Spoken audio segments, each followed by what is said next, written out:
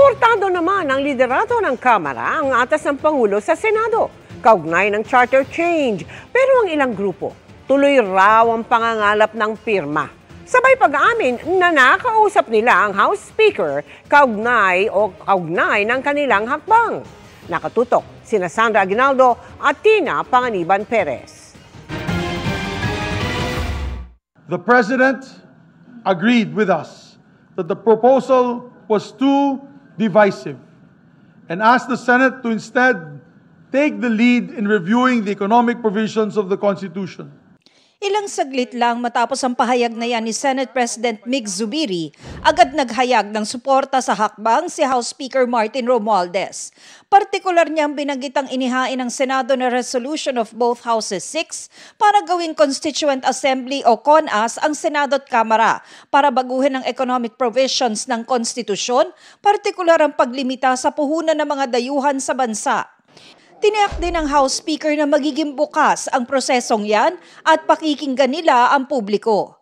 Noong nakaraang linggo lang, may mga nagpalagda umano ng suporta para sa charter change kapalit ng umano'y ayuda na pinaiimbestigahan na ng Makabayan Coalition sa Kamara. Kasi marami kaming nare-receive na mga reports. Yung bagong term na narinig ko sa mga report, yung payout, ay naririnig ko lang yan sa DSWD. No? Pag payout, ibig sabihin, bibigyan ng pera na.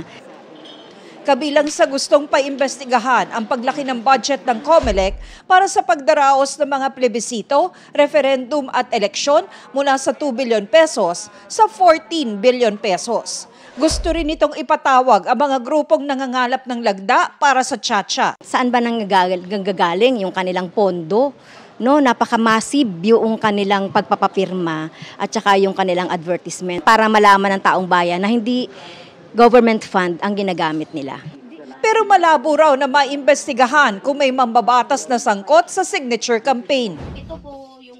Ang sinasabing pangangalap ng lagda na namonitor sa iba't ibang lugar nangyari raw sa kanyang distrito sa Antipolo pag-amin ng isa mismong kongresista. Pero wala umanong direktiba ng liderato ng Kamara at I can assure you na kung mayroong pumipirma doon, walang bayad. You can go there in my district.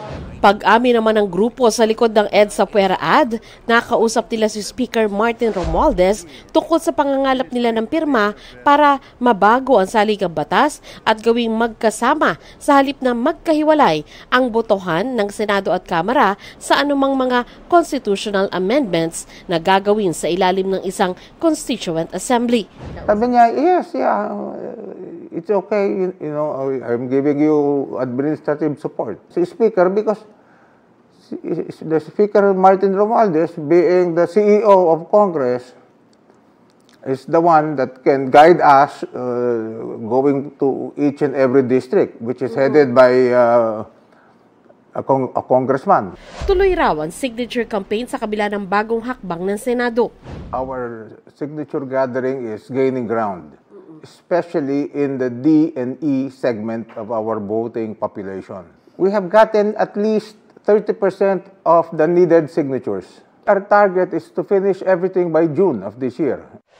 12% ng lahat ng botante at 3% ng mga botante sa bawat distrito ang kailangan malikom sa People's Initiative.